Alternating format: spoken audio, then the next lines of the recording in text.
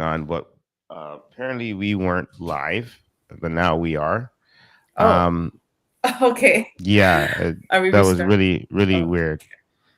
That's fine. okay. I'll kind of restart the introduction, and I'll let you restart your. I apologize for that. I pressed the button and then I didn't see any numbers, and then I'm looking on my other screen here and I didn't see anything there, and I'm like, what's going on here? Okay, so Okay. just for everybody who is now tapping in, we welcome to Therapy Hub. This is episode 7. We are live with Amanda Coombs, who is our Ward 7 Toronto City Councillor candidate. And she is here to talk about, herself, her life and her background, and then also, what her plans are moving forward with Ward 7 and, other parts of the city and, what her views are with transportation, housing, as we spoke with James Dan about, and then also what her views are about this whole series that we're doing, because she is going to sit on our panel, and she is also going to be a part of this interview as well. So we wanted to thank Amanda Coombs and welcome her to our show. Welcome, Amanda. Now, no Thank matter you for having where, me, and so no happy to be problem, here no today. problem. Yeah, it's a pleasure it's a pleasure having you as well. Now, no matter where you've been, sometimes the most important question isn't what happened before, right? It's kind of what you're going to choose next, or what direction you're heading in, or where you are now in life. And the most important thing is that we all know that we have a past. Everybody has a past. Nobody's perfect. We all have skeletons in our closet, quote unquote, or we all have things that we're ashamed of, and things that we just don't want to bring up, and we just want to move past, or just don't want to deal with. And that's normal and that's okay. But the most important thing is that we have to remember is that we don't make the same mistakes, and we continue to do better when we make those mistakes. And that's all that we could do. Martin Luther King said, I have a dream that one day we would not be judged by the content, or by the color of our skin, but the content of our character. And I think that is a huge, huge, huge statement, because I do see that. And the more and more I change the way I speak, the change the way I dress sometimes, and I present myself, I'm more and more respected, or more I'm looked at in a different way. Yeah. People kind of see that the change in you, and that's what's most important. But anyhow, if anybody's been following the series of Before the Trigger, you know that we've covered a lot of things in regards to anger, the psychology of anger. We discussed resentment. We discussed, the choices, consequences, violence, the moments that can change someone's life forever. And we kind of like, got into some little bit of lecture, and then got into a little bit of some insight. And then now we're kind of getting into like a little bit more of community voice.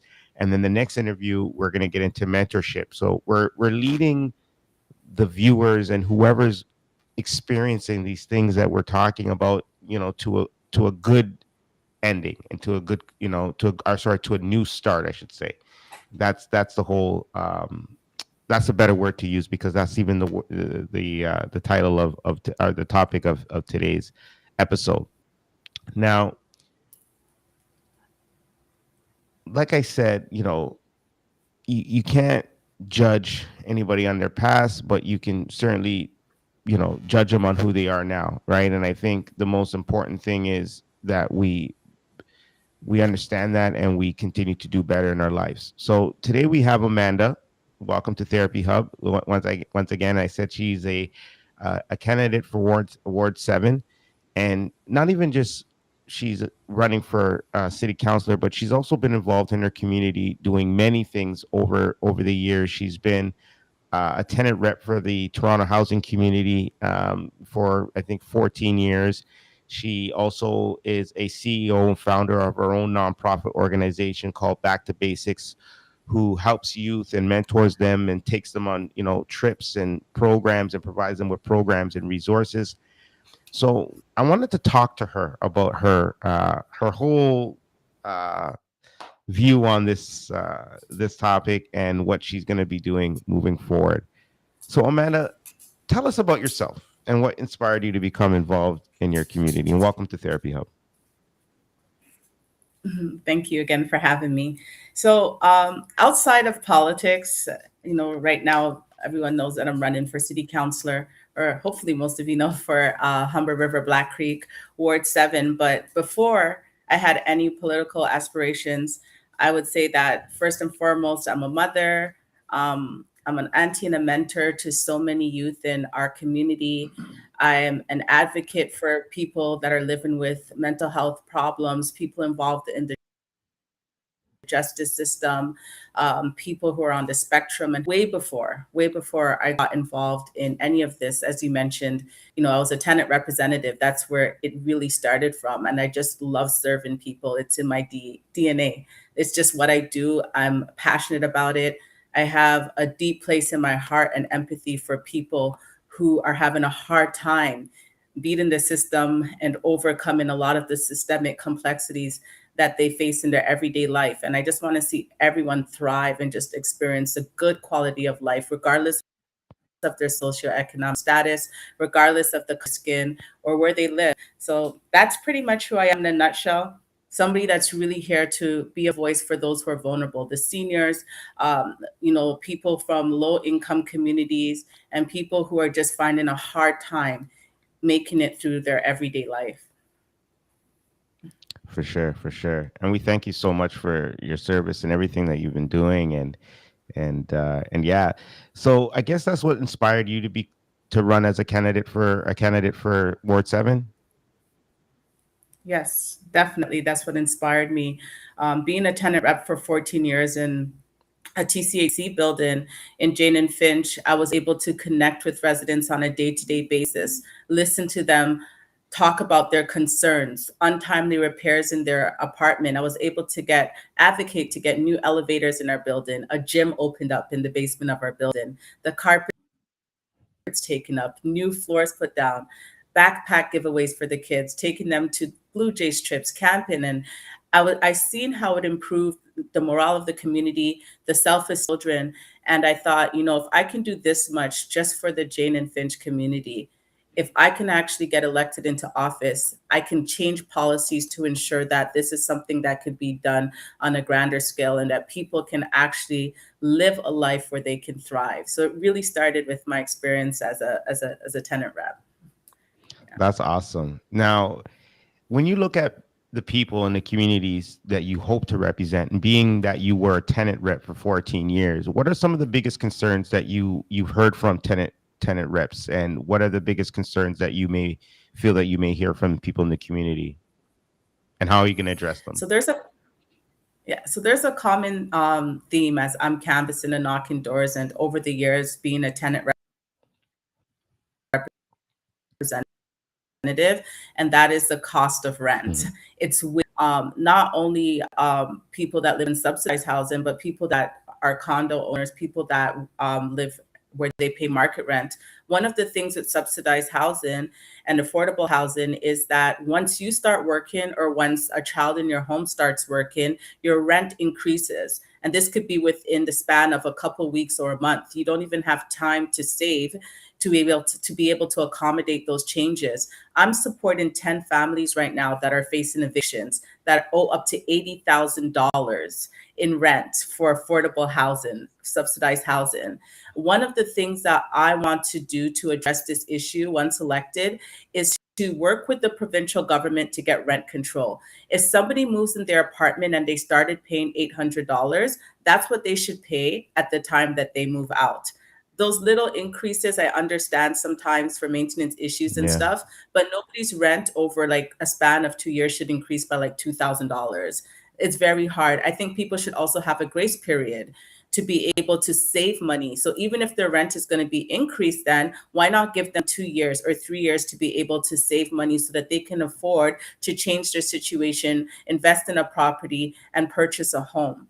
The second thing that I've been hearing as I've been knocking doors is that we need more pathways to employment for our youth. Our youth are walking the streets, they're in the malls, they're idle and they're getting themselves into trouble. And so many youths, when I knock their door, they're like, "Are you hiring? Are you hiring? I know you have back to basics. Are you hiring?" And I through programs like the Canada Summer Job Employment Program, I was able to hire 8 kids to work with me for the summer. And I wish I can hire everyone that's asking for a job, but we need more meaningful employment pathways for our youth. And that means also pathways to trades. One of the things at my nonprofit, what we've done is we've partnered with organizations like Gateway, where our youth get to go into that program. They spend a couple weeks, they get certified in a trade, and they get direct placement to employment. One of our youth right now, he's downtown on Queens Key, welding the boats on the water, right? We have another youth that is now doing some carpentry stuff, and it's really important for them to have those Yeah. pathways to employment. So one of the things I would do also to address those concerns is ensure that we have more programs and funding such as Canada Summer Job Employment that's really focused on trades and focused on creating economic employment opportunities for our youth. Another huge one is safety, community safety, whether that is the community violence that's occurring or just infrastructure issues, unleveled sidewalks, the potholes in the streets, Mhm. street lights that are not working, people, unfortunately, violence, times of incidents in the community where people feel unsafe due to crime. And we know that prevention is better than cure. So we need more That's right. recreational spaces for our youth. We need more employment opportunities. We need safe spaces where youth can go, be mentored, and learn, how to overcome some of the challenges that they're facing. More opportunity for them to talk and connect with people that understand their lived experience and get the supports that they need. So these are some of the primary concerns. Also around seniors, not having enough supports for seniors, people, parents and members who are aging at home, and they need community spaces for them to go to. They need rides for their families to go to the doctor. I remember yesterday I connected with a woman who's a senior. Her husband has dementia. She had to quit her job. She's Mhm. no longer able to socialize with her friends or support him. She can't afford to pay for any support, a PSW to come in, just based on what he gets for his pension and what she gets for her pay. So we have people in our community that are being burnt out, that are struggling, and they need that support. And that's one of the reasons why I launched Neighbors Helping Neighbors, where people can connect with us to get volunteers to take them to their doctor's appointment if they're seniors, grocery shopping, and get someone to come in to provide that support so they can get a break. Man, that is so awesome. And like, wow, that's amazing. That's so much. That's great work.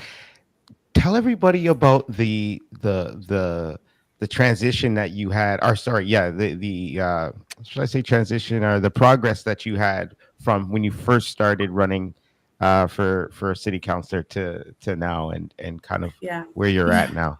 Yeah. Yeah. So the first time I ran was in 2018. And when I ran, it was really just being inspired by all of the things I was able to accomplish as a resident, right? Hmm. Being able to start my own nonprofit, servicing so many youth across Humber River, Black Creek, connecting them to jobs, connecting them to supports with their homework, supports with employment. And I was just like, you know what? I want to do this for more people, for more youth. And I was really wanting to get my name out there so people can know who I am as a person, who is Amanda Coombs. And the response was good. And I came in fifth. And then in 2022, I thought to myself, you know what? Let's go all in. Let's go all in, and let's Yeah. reach out to as much people as possible and show them that even though I was unable to place first the first time I ran, I've been consistent. I wasn't discouraged. I'm resilient. I never stopped doing the work. I continue to write grants and proposals to ensure I can scale back to basics youth support services. That was in the Jane and Finch community, connected with mentors and people who are already doing great work to learn from them as well. I built my programs like Neighbors Helping Neighbors, started volunteering at food banks across the ward to be able to support families that needed Mhm. groceries. ensured that I was connecting our youth to intergenerational programs so that I can get to know even more seniors in the community, connecting with individuals like Sanchez, Ontario to fix potholes in our community, Toronto Mhm. Hydro to get our street lights that were damaged fixed and turned back on. So one thing is I've been consistent. I've never stopped working. I continue to go around the community, different buildings, different neighborhoods to find out what the concerns are and try to address them the best way that I could, or connect people to the people that can help them resolve those issues. And now we're here in Yes. 2026, and this is my third run. I Congratulations. placed third. Thank you. I placed Yes. third in 2022, and that means that the momentum is there. People are Mhm. realizing that their voice does make a difference. And in order to see change in the community, you got to put people in office that understand the struggles that you face on a day-to-day basis. That's Because if right. you put people in office that look like you or that are from the community, they're only going to represent their own needs. So that's something Yeah. we need to keep in mind. And if you don't vote, then you can't complain.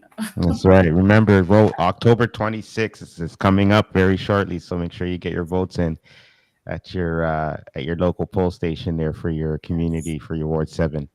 Yeah. Now, or for Ward 7, I should say. Now, today's title is a new start. So choosing what happens next is something that people, you know, have a hard time sometimes doing, right? Setting goals, making transitioning, even change. Sometimes people don't like change. Now, sometimes people feel like their past decisions kind of defined who they are today and are who they are forever. They allow that to they live in that shell. They may have even made mistakes, experiencing trauma. They may have lost opportunities or even gone down the wrong path. Okay. What does a new start mean to you? Mhm.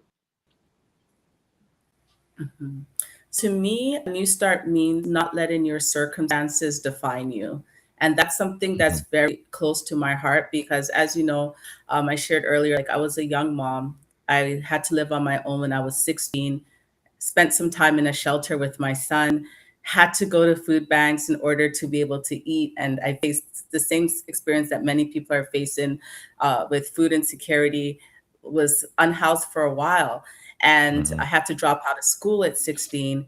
And I never let those circumstances define who I was, even though I made like a lot of poor decisions and had a lot of challenges, right? As a Mhm. teenager, trying to navigate all of these things. How am I going to get a job? How am I going to take care of my son? How am I going to get back into school? I need a roof over my head. There were so Yeah. many things. And then struggling with depression and anxiety. And it was so hard to even find like culturally sensitive supports and people Mhm. out there, organizations that can identify with my experience without judging me, right?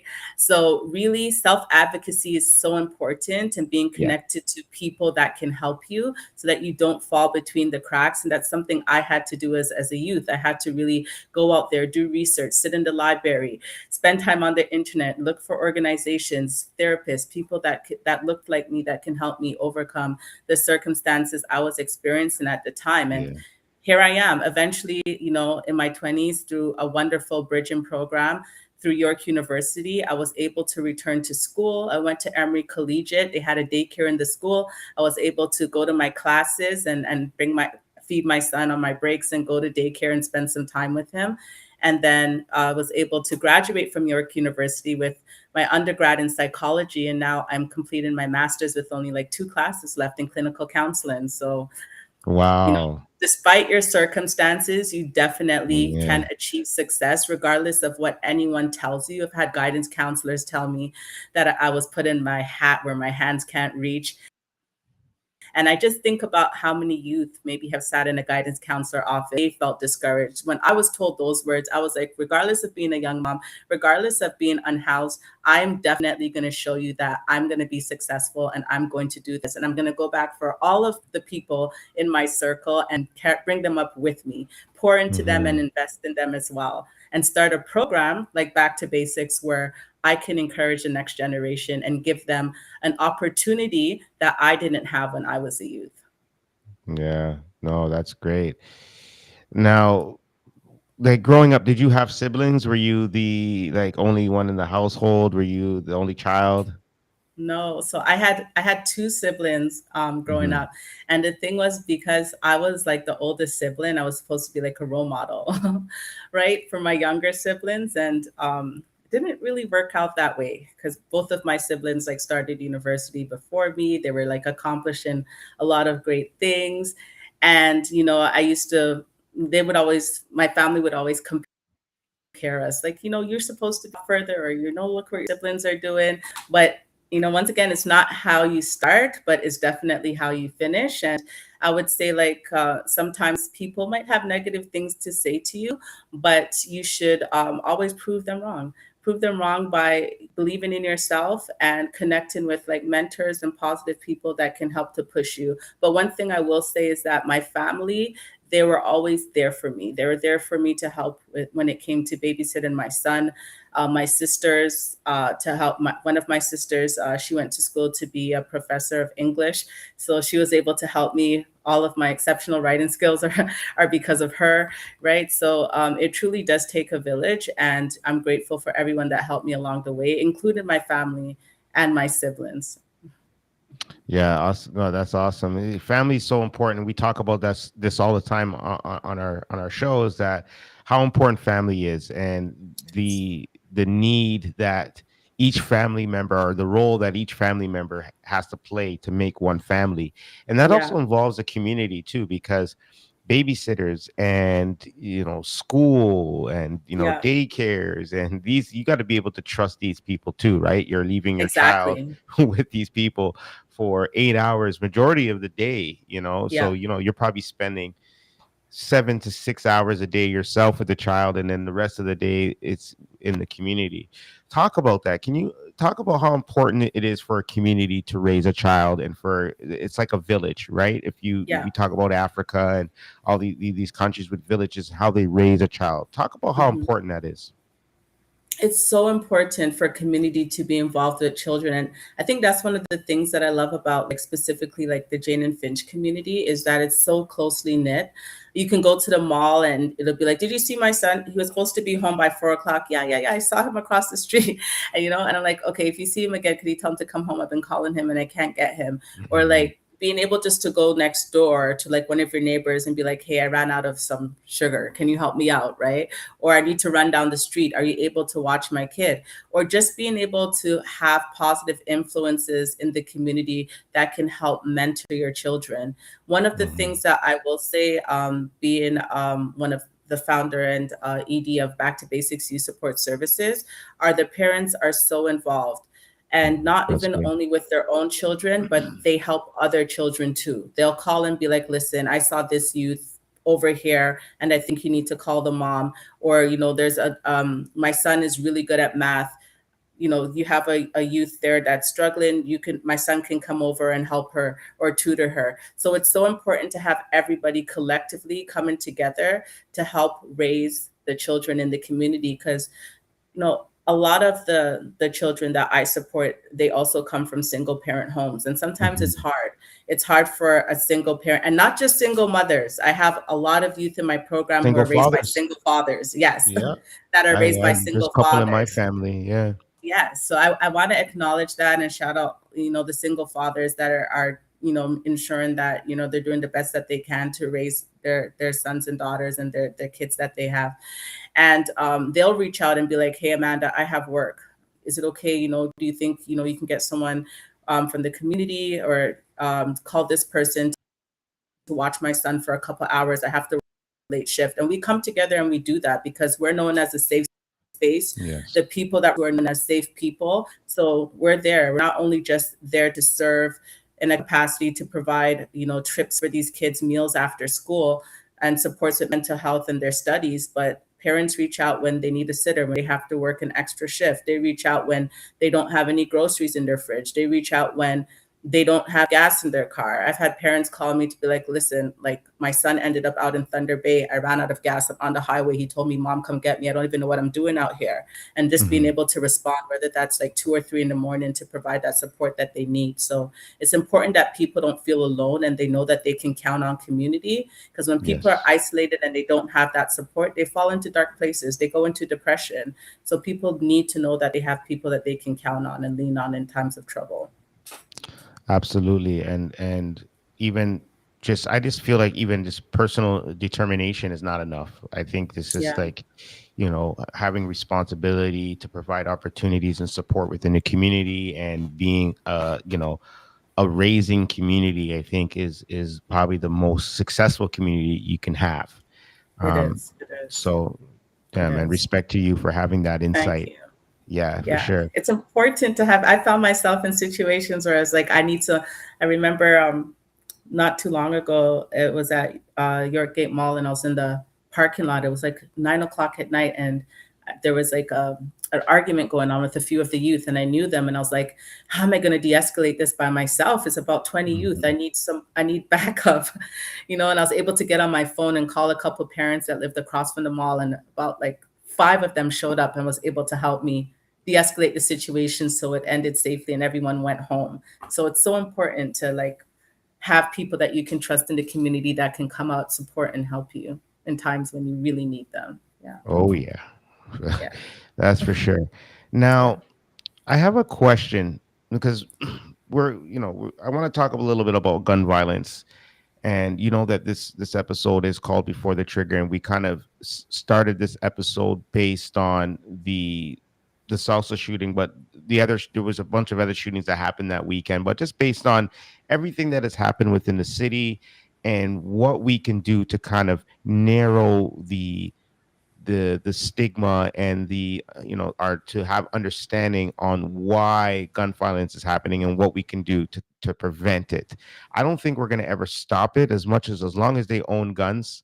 I don't think there'll ever be, as long as guns are made in this country or in this world, I don't think we'll ever be able to stop gun violence.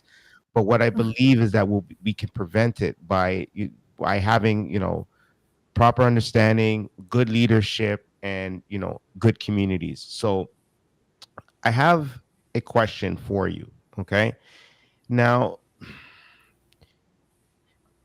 because before someone reacts, right, before anger becomes violence, before a bad decision becomes a life-changing consequence, uh, there's always an in between, right? So in your opinion, what are some warning signs that a person may be heading toward a breaking point, or have you dealt with any youth that showed you any warning signs that were heading to a wrong direction, and how did you gear that and work Yeah. with that?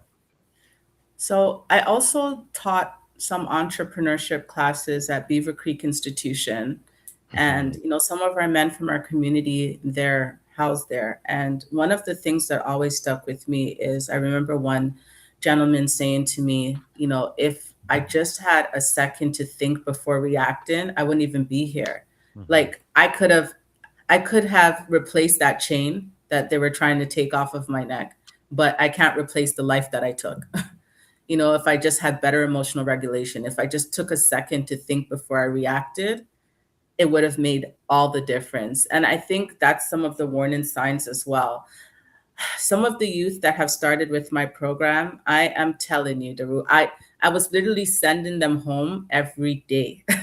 Like, no, no, no, you can't be doing that. You can't be taking people's things. It doesn't belong to you. Yeah, Absolutely not. You can't speak like that. Every other word out of your mouth cannot be an F bomb, and it was just um, constant it was correction. it was constant corrections. It was just like, Yeah. and a lot of the youth that come to my program, they're considered hardest to reach. So a lot of the youth are youth that have been suspended, expelled from school, kicked out of other community programs, and people have sort of given up on them, right? Hmm. And I don't believe in giving up on anyone, because I've had people, as when I was Give coming up on from my you. past, that have given up on me, but others Yeah. that didn't, and that's why I believe in serving and pouring into the next generation, but really addressing what the root causes are. Because once you address like where this is all starting from, you get to learn some of those triggers and those signs that have that are leading up to that explosion. So, for Hmm. instance, when my youth come in, for instance, and I notice that they're always angry or they're just throwing their bag down on the floor, they're getting constant suspensions. I sit down and talk to them to find out like what's happening, what's going on. I notice I haven't seen you, in program a lot, but I'm driving down the street, I'm seeing you hanging out in places where you shouldn't be hanging out. Why are you outside at 2 o'clock in the morning? Your mom is calling me. She's telling me, you've been out for a few nights and she doesn't know where you are. These are some of the warning signs that, some of the youth might be getting into things that they shouldn't be getting into, right? Or going down a Hmm. wrong path. Their marks are going down in school. You notice that they're hanging around with don't even know people that you can't even Yeah. people that are not part of their friend circle. They're lashing out for little things that they normally wouldn't lash out at. And it's important to sit down and speak with these youth and understand, as I mentioned before, like what is leading to that. Because when I've sat down with some of my youth, they're like, yo, my mom is struggling right now. Like I have like a lot of siblings and I really wanted to purchase these $300 pants and she can't give me the money for these jeans, and talking to these kids about, okay, let's prioritize what's important. How can you earn this money? How can I help you, connect you to a job? You can come in and do some things. I remember sitting down with a Hmm. 12-year-old and he was like, oh, you're so-and-so's boss. And I was like, no, I'm not his boss. And he's like, I need some money, miss. I need some money because I want to be able to buy, some games and to buy some Roblox cards. And this youth was telling me that he would like to volunteer to sit down at the center and to be able to do anything, whether it's helping with activities or stuff. And he told me he was actually approached Oh by wow. by some individuals that were offering him a pretty good price to be able to put money in his pockets to do things that he shouldn't be doing at 12 years old, Hmm. right? So it's really having those conversations, especially That's with when it these youth. starts. That's when it started. It started at that age for me. Yes. Yeah, So. it starts at a very young age. And I keep telling the parents that, like, pay attention to your younger children as well, the ones that are 12, the ones that are 11, the ones that are 13. I have Hmm. parents that are calling me for their 12-year-olds, 13-year-olds. Amanda, my son's been at this trap house for the last couple of days. Can you please come help me? Can you come knock on the door with me? And I'm just like, I don't, I think that at that point you need to maybe reach out to some of your community officers Hmm. or I somebody think. that's fit for that. But yeah, Hmm. so, I think seeing you at a door, though, you mean at the trap house, I think is like, oh man, okay. I think it would identify, kind of be like, I would listen to you because you're like, you have that maybe. sister in type of Yeah, that vibe. So I think um good job for you though. I mean, yeah, no, but good yeah, thinking though, because you never know, right? You gotta be on point. You gotta be on point. yes, exactly, Now, exactly. now But how important? Sorry, go ahead. Go ahead. yeah, but it's really about having those initial conversations to Mhm. find out what's causing the anger, why are they staying out late at night, who are they associating with. And often when I speak to a lot of our young boys, the source of some of the poor decisions that they make are financial struggles that they're seeing at Right. home and not being able to afford the things that they need. And sometimes it's simple things. Like I've had a youth reach out to me saying that she needs a bed to sleep on. Miss, can you help me to get a Mm. bed? And it's like, I need a bed. I want an LED bed that lights up. Can you help me? I had a youth reach out to me like, I want to go to prom and my parents can't afford a dress and Can't afford. I want this specific dress. A youth reached out to me like, I want these specific shoes to wear and this outfit. So sometimes it's those small things that people can take advantage of that leads to these youth making poor decisions. Yeah, no, it definitely, and this is why it's very important. So I guess you just answered the question of the next question I was going to ask you. For young people to have someone they can talk to before they reach that point, how important is that? 'Cause that's very very important. I think you stated that. Yeah. Now, what role can families, schools, mentors, community leaders, and local government play in people before a crisis happens? Because I think that's also a part of it as well, Yeah. So or we need in that we need circle. more culturally sensitive spaces. And I think one of the Agreed. things with myself and my staff is that people in the community, especially our youth, they feel safe coming and talking to us Right. about, the challenges that they're facing.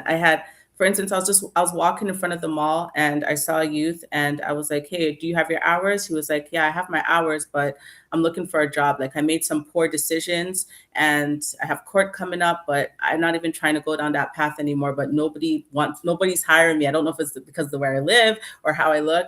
And we're able to get him a job. And I mean, he Mhm. is doing amazing. Like he did a complete 360. And that was just a conversation for 20 minutes outside of the Yorkgate Mall with that youth, where he opened up and he was just talking about some of the poor decisions that he made. And he has no charges yet. He has court coming up and he just wants a job so that he can get out of that life that he's going down into. And we're able to get him a job, and he's doing so much better now, so much better. And I would say also, one of the things that the government can do as well is really work on creating jobs for our youth. They Mhm. really have to do a better job. And especially when we look at a Humber River Black Creek community with gentrification. Yes, and shout out to Local 183. I got a bunch of shout out comments. to, shout out Yeah, to Local 183 that is doing a they great job with connecting the youth to construction they and are. trade Yes, and yes. employment opportunities. Round of applause Yes, for shout Local out to Local 183. They be doing big 183. things Thank too. you. That's Luana, right? Yes, Luana? yes, Luana. Yeah. Yes, yes. And Shout out they've been Local 183. supporting me tremendously. And I thank you for the exposure. I thank you for allowing me a platform as well to share why I'm doing what I'm doing and who I am. So thank you so much for Local 183. But exactly, like the local government can connect with our unions, such as Local Mhm. 183, to ensure that we're creating meaningful pathways for our youth to get connected to jobs. They need that. We need more opportunities. We need more policies that protect our youth when it comes to developments that are happening in our communities. They Mhm. often say that, like, for instance, when the buildings are going up, the condominiums are going up, the developers will say, we're going to allocate 50 units for low income families, and we're going to ensure that 10% of the people in the community get the jobs to help build the condominium, get the jobs to help build the LRT. We're going to Mhm. ensure that the first floor of these buildings, that it's the residents that get to continue their shops, opening their shops and working and building their businesses. But there is no policy in place to ensure that they follow through with all of these stuff and promises that they're making. So often the jobs don't Mhm. end up going to the youth in the community or the residents, and That's the right. developments happen and end up pushing out the low income families, the mom and pop shops out of the community. So we definitely need more skilled trades opportunities for our youth. We also need more connections to meaningful employment that really inspires our youth to dream big. One of the things that I've done, Daru, at my organization is that I built a partnership with York University where we have people like Station Frederick and other Mhm. people come in to talk about the careers that they've made and how the youth can get into those jobs as well, where Black people are underrepresented. So we Right. have Black doctors, we have Black vets, we have Oh um, man. We yes, we need have more like black doctors too, because I was to say to myself, yes, like, I can't even identify one anywhere. It's like I've been looking for black doc. I just feel like, not to say anybody else is gonna kill me, but I feel like yeah, yeah, I think I would be able to, like, even with comes to mental health, right? Talking yes, about things, I think a black yeah, doctor would be yeah, amazing to talk to. Anyways, carry yeah. on. Yeah, Yeah, and we have like people that have went to school to be Black surgeons. They yeah. come in and they talk to our youth. So we ask our youth, like, what are some of the careers that you want to get into? And they'll say, Mhm. I want to be a doctor, I want to be a pediatrician, but that seems too hard, or I don't know if I'll have the money to do it. I think I'm just going to be an ECE worker. And don't get me wrong, people, there's nothing wrong with being an early childhood educator. Mhm. I think it's a phenomenal field. We need people there to take care, Oh yeah. of the children and youth. But I don't want that to be an option because of fear of not being able to get into school to be the pediatrician that you wanted to be. And that's some of the conversations that I'm hearing, at Back to Basics Youth Support Services. So having people that look like the youth in our community that Yeah. can come out and pour into them, it really does make a difference. I've had a few of our youth that were in the trades and they were doing an apprenticeship program. They were doing bricklaying and helping to build some of the houses in our community. And they came back and they didn't return. And they said Mhm. because they're experiencing, unfortunately, some discrimination and stuff. So even, having people in that trade that can identify with some of the experiences that our youth go through on a day-to-day basis, that Yeah. can help as well, right? So we want to see as well, like Well, I'm going back to school for a diverse. paralegal. I'm in. Oh, nice. I want to do law. I want to be a lawyer, but I'm thinking the stretch will be some time. But I know I'll be a good paralegal, so I'm actually in the process of next year That's going and doing my amazing. paralegal course. Yeah, That's yeah. amazing. And we've had like other people from York University come in to talk to our youth about paralegal, becoming a lawyer, and even somebody that Hmm. was a sports psychologist. Oh And wow. yeah, and the youth, they didn't even know, like they're like, I didn't even know that existed. That's cool, right? So Mhm. having people that look like them that can come in and inspire them, that makes the difference. Yeah. Absolutely. And I got some young gentlemen that talk to me regularly. Some of them are old enough to be my kids, and they Hmm. still, they talk to me because they kind of feel like, they can identify and relate to me. Hmm. And time to time, I notice when I don't have time, like they will even get frustrated, right? When I don't have time for them. So I Yeah. know, like, what do you think happens when people feel like no one's listening to them? I think it's that's the most important Yeah. thing, right?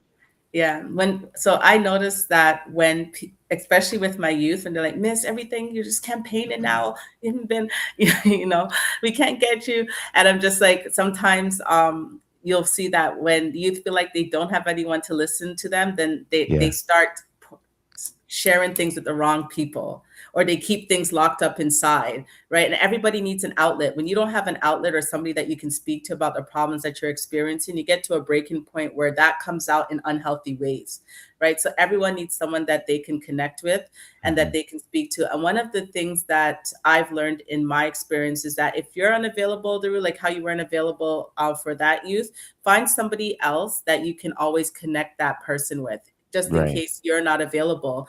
um, Sometimes it takes the right person. So, for Yes. example, there was one youth that I was trying to support. The mom reached out to me and said, he made some really poor decisions, and it looks like he's going to spend some time. And she cannot stop the youth from continuing to come to the house to pull him out to go on the road with them. And she's like, I can't afford to move. I can't Hmm. afford to leave the community. So, what am I going to do? And I could tell that this youth, he was being influenced and he didn't really want to be going on the road with these people. But I was able to get a gentleman who went through that entire cycle, and now he changed his life around to sit down and mentor him, and he made a complete 360. Even though his Hmm. parents couldn't leave the community, he was able to set up really solid boundaries with those guys that were his friends, to tell them, listen, I'm not coming out, I'm staying home, this is what I want to do with my life. And that guy continues to mentor him today. So sometimes it takes the right person. Sometimes it's a teacher, Yes. sometimes it's a coach. It's like my son, he prefers to talk to my sister about like deep issues or his challenges, who's a social worker, than sometimes to come to me with some things. And that's okay, as long as he has somebody that he can connect with, right? Yeah. So it takes the right person. It takes the right person, really. Yeah. Yeah. And we know how important mentorship is, right? But we also know that as people, we still also have a decision to make. And mentorship, I think the next episode we're gonna get into mentorship. We have Hmm. a community mentor and somebody that's owned a business in the beaches community. Hmm. That's going to I don't want I don't want to, my throat's very dry today. Sorry. I don't want to give his name up yet, Yeah. but everybody's going to know who this individual is because he has a Yeah. well-known brand in the city. Okay. But the um, the point that I'm trying to make is, you know, we have a responsibility for ourselves at times, right? And we, sometimes we can't control what happens to us. Also, we Yeah. can't control the environment we grew up in, or even the trauma that we experience, or the Yeah. challenges we face. But at some point, we have to ask ourselves, what happens next? What risk am I willing to take to do better and to be better, right? Because we also have a job to do, all right? And we also grow up to become adults. And when we Hmm. become adults, we have a responsibility, and that responsibility is to take care of our own health. How can a person begin taking control of what happens next in their life? Hmm. One of the things that I always share with my youth and people that come to me for advice and support is that you have to take accountability, right? Right. And that's where the healing starts, and that's where the change starts, right? To make a different decision that you're making with the past is to acknowledge I made a mistake, Hmm. but I'm gonna make different decisions in the future, right? Yes. When you can't acknowledge that there's a problem that exists or that you did anything wrong, then it's hard for anyone to support you if you have that wall that's up. So it really does start with acknowledging, the poor decisions or the wrong choice that you made so that you can get the support and the help that you need in order to achieve the things that you need to. And it was the same thing with me. Like I know I made some poor decisions. I know that I had to drop out of school. I know that I had to acknowledge some of those poor decisions that I made in order to be able to turn my life around and to get the support that I needed. And sometimes you start off and you're angry at everyone. I blamed my mom for a long time. I blamed everyone, and I got to a point where I was like, I can sit down and I can blame, you know, um, particular people for the decisions that I made or how my life turned out, or I Hmm. can use these things and take accountability, release forgiveness to everyone, and then move forward with my life and make better decisions. Yeah. No, absolutely. That's awesome. Now, how do you? Or okay, well, let me. I have a better question for you. What do you say to a young person who feels trapped by their environment or believes that they have no other option? What do you say Yeah. to that young person? What I say to that young person is that regardless of your postal code, regardless of where you live, the decisions that you make that you've greatness. You can accomplish anything that you want to, regardless of what your circumstances are, and you should never let your neighborhood define you. And that's why I I, Hmm. I have these powerful people, these inspirational people come in to talk to our youth to show them, like, listen, I grew up here. I grew up in Jane and Wilson, Jane and Shoreham, Driftwood, wherever, whatever neighborhood, Islington and Finch, Kipling. But I have been able to still go to school, get a career, start my own business. I'm a homeowner. I've accomplished all these things, and you can too. The minute Hmm. that you put yourself in a box based on the community that you live in, or based on the building you live in, or your circumstances at home, you're setting yourself up for failure. And I say that because you kind of put yourself into like this mental box, and this mental box that you're going to have a hard time breaking out of when you say that I'm not going to be able to accomplish anything because I live in this community. You got to change Right. that narrative. You got to Yes. change that narrative. You got to wake up every day and be like, you know what? Yes, I live here. I know that I might not have a lot. I know my family's struggling, but I'm going to do the best that I can in order to achieve whatever it is that you're trying to work on. Speak positivity, connect with people that can pour into you, people that can help you get to where you need to be.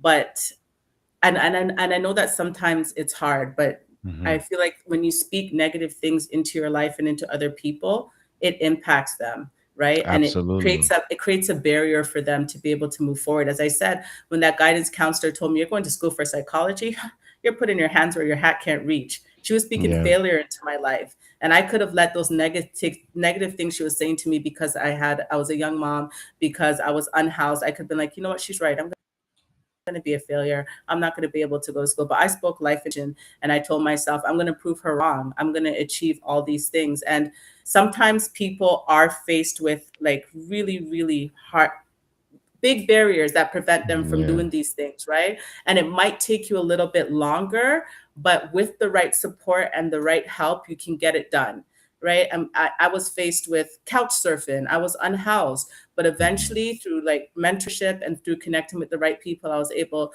to get housing, and I was able to get back into school. So it doesn't matter what your circumstances are. I'm speaking to people. If you're unhoused, you're sleeping on a friend's couch right now, you can eventually own a house. You can eventually go to school and achieve the things that you want to. If you have to drop out of school, if you're a stay at home mom right now, if you can't find daycare, reach out. Reach out and Hmm. connect with me. I can connect you with some amazing people that can help you to get your life back on track. There's always light at the end of the tunnel. And that's the message Yes. that we need to continue to tell people, no matter how difficult or hard their circumstances may be. And that's the message that I always share when I'm doing my mental health training, because often people think, oh, if you're living with schizophrenia, that's it. No, that isn't it. With medication and with the right support, I know people that live with schizophrenia, severe schizophrenia, that are now school teachers, that Hmm. are married and they have family, they're homeowners, they're running successful businesses. So we always want to make people know that hope is there, and that Yes. it's always possible to overcome those barriers that they're achieving. So speak life. Speak Yes. life and get connected to somebody that can help you and get those resources that you need so that you can achieve whatever it is that you put your mind to. Whatever. Can I just say, Drew, I went to like Yes. Westview's graduation, I went to Yeah. CW Jeffrey's graduation, and so many of those students made like provincial honor roll. So many of them, when Nice. they were reading out accepted to UFT for neurobiology, accepted to UFT for chemical engineering, accepted to York University, I was just like, wow, like we have like so much talented youth in our community. And we really need to highlight that. I feel like there's always the negative stuff that are being highlighted, and it stigmatized Humber River, Black Creek, and certain Yeah. communities so badly that that narrative now is stuck with so many of our youth, that they feel that they're not able to achieve success because they Right. keep on hearing that over and over again. It's in the media, right? It's in some of the schools that they're attending, it's in their homes. So we really need Hmm. to break those stigmas so that people understand that great people do come from Jane and Finch, from Humber River, Black Creek, Ward Absolutely. 7, and that our youth, they definitely can achieve anything that they put their mind to. Whatever That's they come right. to me with, I never tell them it's impossible. If they tell me I want to be the next chief surgeon of heart surgery at Sunnybrook, you're going to be that. You're going to be that. That's right. Absolutely. I see you there one day. It's all within our thoughts, right? Everything is all within our thoughts, and we live Yeah, what we think, right? That becomes exactly. our character, it becomes our reality, and I believe in that Exactly. so much. And with Jane and Finch, like I'm not from Jane and Finch. I grew up not too far, just down the street. I grew up in Kipling and Finch, Yeah. so I'm a neighbor, and but I have a lot of connection with Jane and Finch. I have family from Jane and Finch. My sister-in-law is from the south side of Jane and Finch. I have a lot of a lot of friends and family from Jane and Finch, and even when I go there, I feel the sense of community. As soon as I hit, and it's crazy because it's not like Rexdale's like a town, right? You have like Yeah. Scarborough, like a town, but like Jane and Finch is like just a community. It's just an intersection, right? And Yeah. but when you get into that intersection, it's like you're in a whole different world. It's like Yeah. it embraces you, and I feel like that's what a community is. And we Yeah. talked about you know, over and over throughout these series, and even with James Dan, who's running for Ward 17, we talked about how important it is for communities to have community. So, you can build housing, you can build, you can build a project, right? Put everybody in a project, but what are those people going to do in the project? What is within the project? Is there any new pools? Is there any basketball courts, tennis courts? Do we have a brand new community center, rugby stations, baseball programs? And speaking of that, like I'm launching a baseball program next Oh, summer. awesome. Yeah. Nice. And Yeah. I just think we need to bring back those extracurricular activities. We need to make them more affordable because I played baseball growing up, but my mother couldn't afford it. So my grandfather had to pay for it. Yeah. And, he had he worked for the armed forces, so he made a good living. He was able to afford it. But um, yeah, it wasn't an affordable thing. So we want to make these things more affordable. Now, a new start doesn't mean pretending, right? That the past never happened, and that you can never change, or that we can have better resources, better community. Describe in one word the change that you want to see in the Humber River Black Creek ward. I really want to see a change in the environment that gives people the opportunity to live successfully and to thrive where they're currently placed, because not everybody can afford to live somewhere where they actually would desire.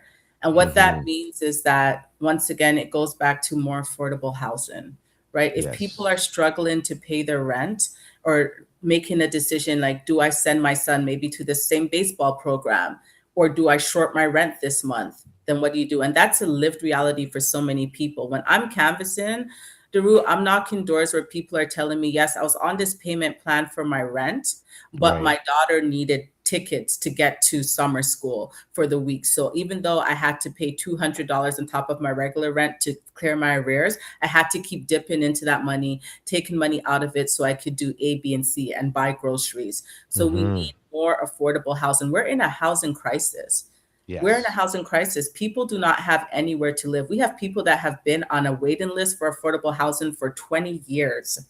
20 years. So we need to make sure that we're And some of them attending get bumped these. too. Some of them Yeah, get bumped because when people, yeah, new coming into the country, exactly.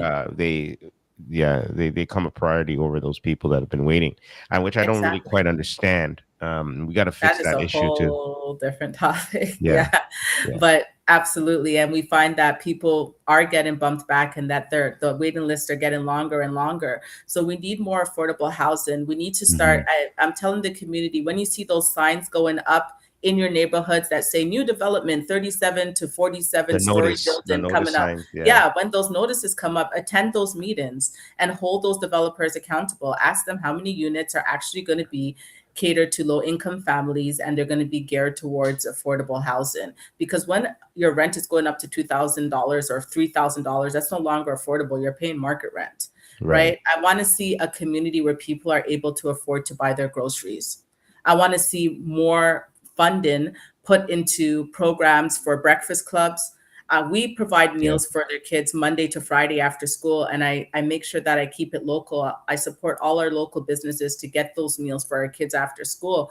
But we need Awesome. more programs through the government of Canada that allows families to be able to have the ability to feed their kids and their children and their families without struggling, right? I know we have a current program, I think, through the government of Canada, where we service about 230,000 kids through meal programs in the school, but that is not enough, right? We need to look at options like Yes. one of the things that I'm currently working on is a partnership with NutriValley, where we're gonna try to see if we can get these fresh produce box available on a monthly basis to families through a program with the government of Canada, right?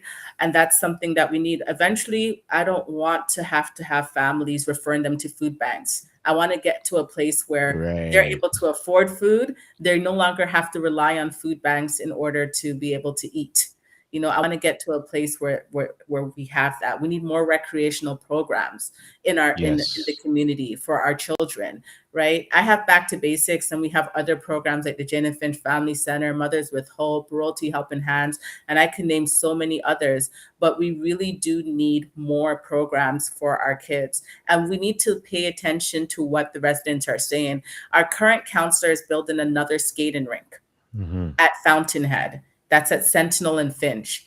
And the Right. residents, when I canvass that area, they're like, why do we need another skating rink? We have a skating rink in Emery. We have a skating rink at Grand Ravine. We have a skating rink around Gosford, Hulmer. We don't need another skating rink. They said we would love a roller skating rink. We don't have that in Humber River Black Creek. Our kids love to roller skate. Our kids love Hmm. to swim. Let's build a pool. So we need to actually do a survey and see what is the community actually asking for, not put in our own interests first. And once again, this is why it's important to have people that live in the community, people that understand your needs, that are actually listening to you on a day-to-day basis, elected. So they're going to That's represent the right. majority, not just a small group of people who are asking for specific things. We need more recreational opportunities, more safe places, and spaces for our kids to come together. We also need to ensure that we have, as you said, people in when it comes to doctors, when it comes to mental health specialists, that they Hmm. are also racialized individuals and people that actually come from the community that will not judge, but that can understand the lived experiences of the people that are reaching out to them for help. So they're Yes. operating from an anti-oppressive and a trauma-informed lens. That is super, super important. And then once again, Yeah. more pathways to trades. We need that.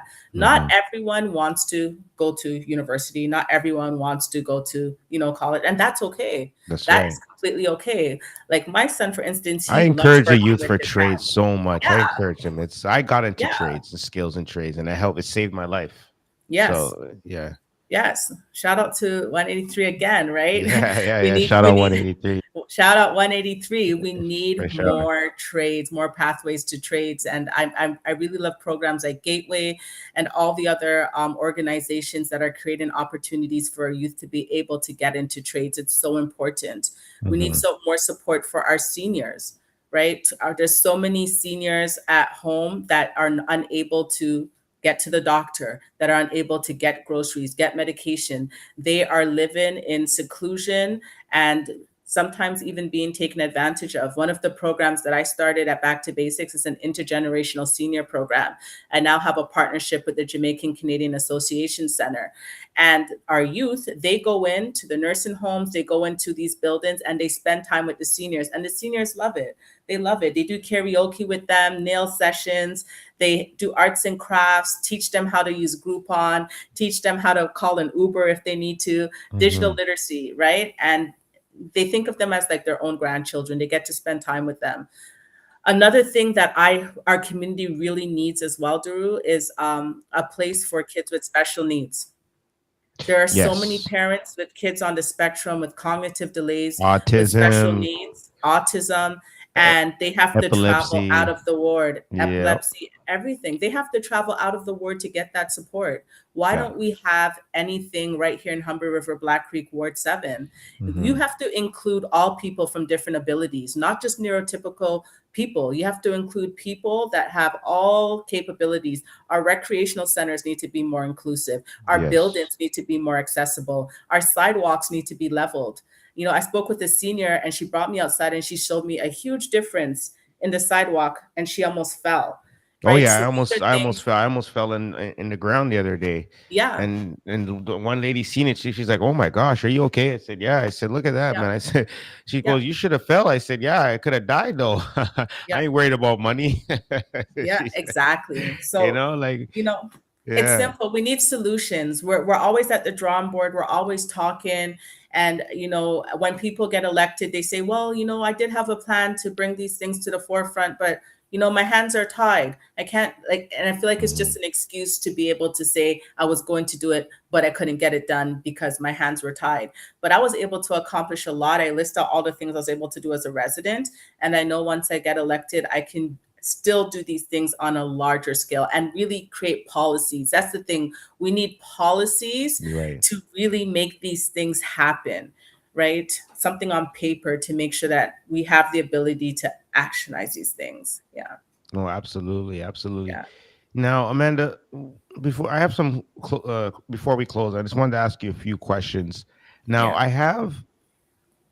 I have something that I live by every day, and it's called hope, right? And the reason why I live by hope is because I've been through so much with family. You know, I've had my family stripped away from me, and and so every day I live with hope. I live with praying that things get better. Now, a lot of people lose hope because the way the world is, the way society is, and I think that's what most of what these youth are going through because they don't believe what the Bible teaches them. They don't believe in in religion. They don't believe in there's not many. And if they do, they're far fetched from it. It's kind of like they want to believe this, but then they do the other. What gives you hope, and what defines hope to you, and what gives a youth a better look at hope? What's a better way of giving them a better look at hope? What defines hope for me? Like nowadays, we live in a society where it's like every man for themselves. Yeah, It's every yeah. man for themselves. Everyone's trying to get ahead by any means necessary. Doesn't matter how, as long as they can get to where they need to be and get Hmm. what they want. And for me, I stay grounded honestly through my belief in God and through prayer. That's number one, right? Hmm. As I mentioned, it was a pastor that mentored me and helped me to turn my life completely around and to really invest in me, pour into me, and be like, listen, you have gifts that you don't even know about and you're Hmm. just wasting them. Let me show you how you can get to where you need to be. I'm going to start getting you to do little things, and that really led to all the things I was able to accomplish as a tenant rep. So hope for me, number one, is definitely my faith, my belief in God. Hope for me is also the ability to know that regardless of the things that may happen in life, I always have a mindset that I just dust the dirt off and I just keep going. I can't Hmm. allow a setback. I can't allow something bad that's happened to me allow me to stay in a dark place where I just continue to cease from accomplishing the things that I aspire to do in my life. And of course, my son, that's one of the main reasons why I decided to turn my life around. When you're a youth, it's all about partying and dressing up and having fun and just like you're living every day like you're gonna have Hmm. forever. you know Yeah. and for me, when I had my son, it was a wake up call. And I was just like, you know what? I want the best for him. I want to ensure that he has a community, that supports him, that provides opportunities for him to be the best version of himself that he can be. And that Yes. also gave me hope. And a lot of people don't know this, but I also lost a child in 2020, right? Oh, sorry to hear that. Yeah, Yeah. yeah, in 2020. And that put me That's into just recent too. It's like 6 years yeah, ago. Yeah. April 20th, 2020. And that put me into a really dark space. My And dad died April 26, 2020. oh yeah, Yeah. oh, So that's like we 6 days kind of, after. yeah. Yeah, I'm so sorry to hear that. And that put me into a really dark space. And hope brought me out of that. Hope, my family, and having people around me, the community checking on me every day, coming to my house, knocking on my door, making sure that they were okay. So having a community to pour into you, having my faith in God, having like wonderful friends around me that were able to tell me that, if you got through all of those other things, you're going to get through this too. So I just Hmm. want people to understand that hope, it's always possible regardless of what the circumstances is. Like I'm sitting Absolutely. here today after like dropping out of school at 16, couch surfing, living in a shelter, relying on food banks, losing a child in April of 2020, and I'm running for city councilor to Hmm. show not just my son but all the other women as well, that might be aspiring to do things politically, that there is hope regardless of what you've been through, to show the youth that I work with every single day that you also can be in positions where you can make decisions that impact your community, that That's right. impact employment opportunities for you, that impact affordable housing, food insecurity, We're our all leaders of the seniors. community. We're all We're leaders all of our leaders. community. We're all Yeah. leaders. And I really want to see people who are minorities, people who are women, people who are Black. And I hate the word minority, visible minority, because I do not believe that we're It just minority. sounds very small, right? Yeah, it I don't sounds like that very, word either. I dislike that word. It does sound very Mhm. small, but Yeah.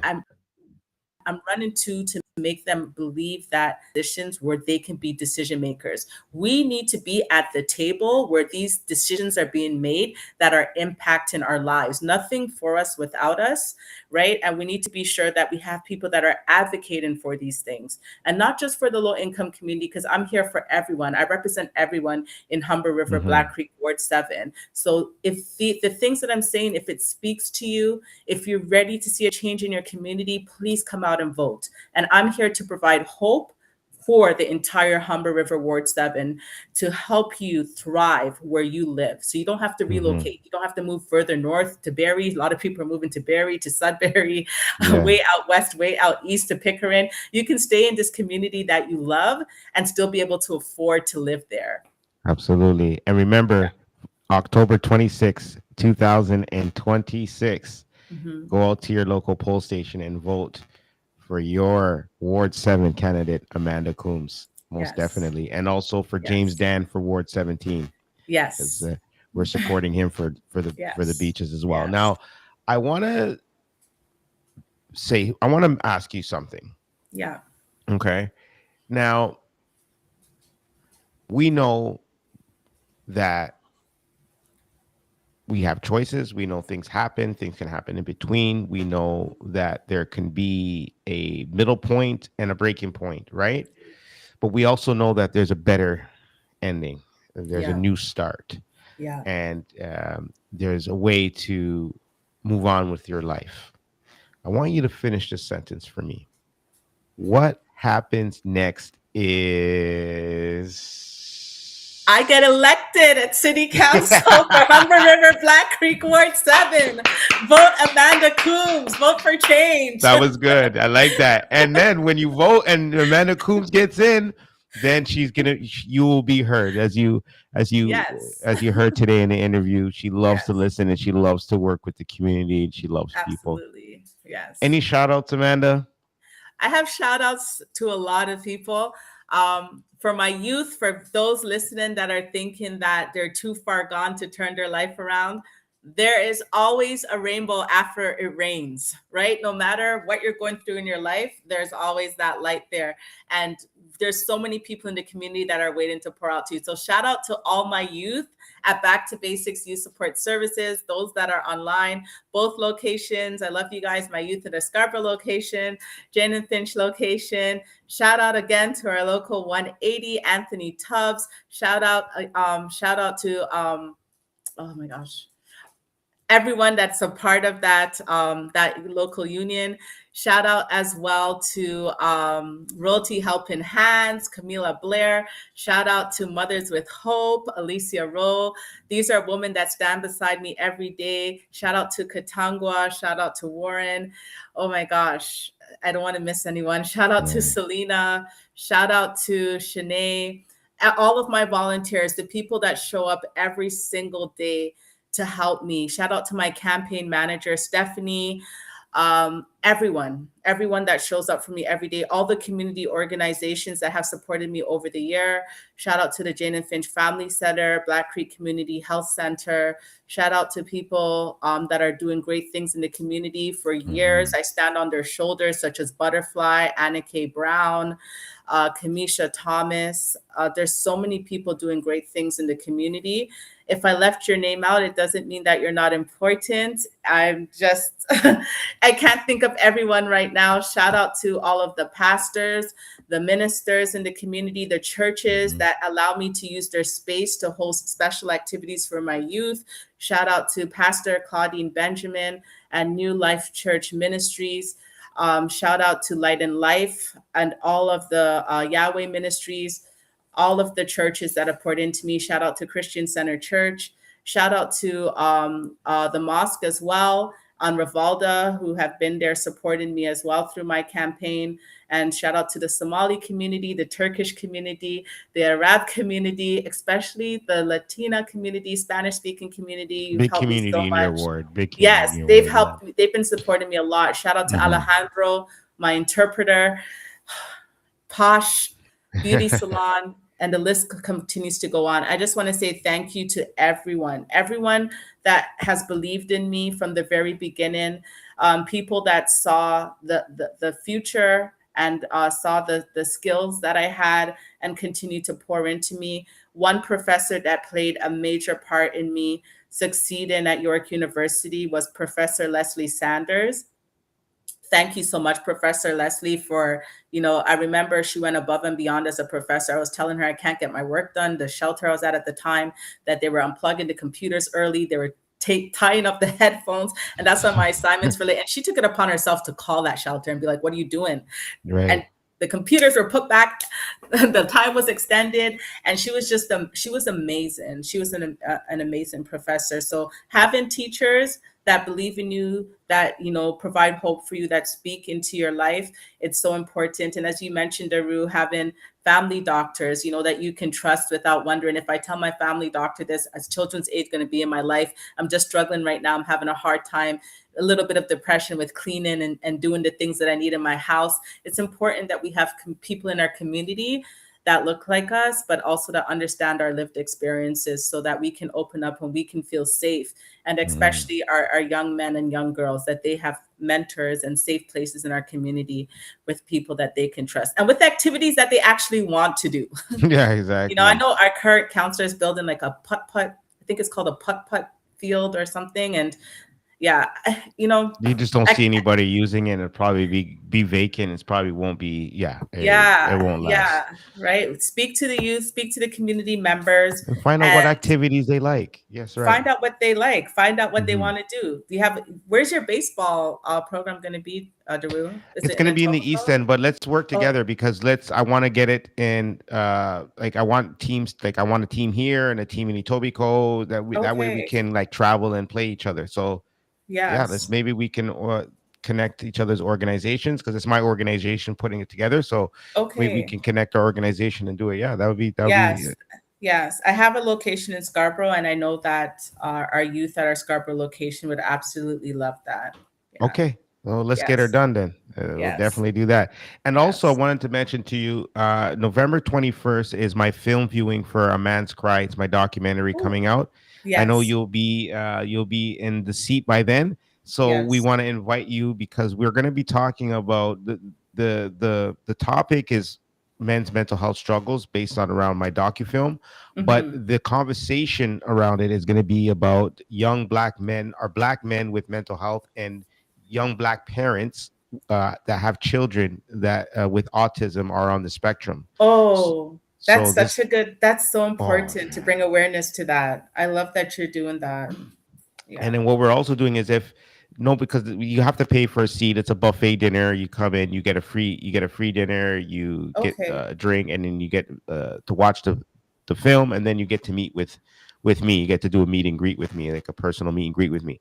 Awesome. However, what we're doing is we're sponsoring. We have a program through Community Care Connect, which is my organization, Hmm. called, and we can connect with you as well if you want to get involved with this. It's called Sponsor a Seat, Give a Voice. So we're allowing businesses and people to sponsor a seat for a family member or anybody that wants to show.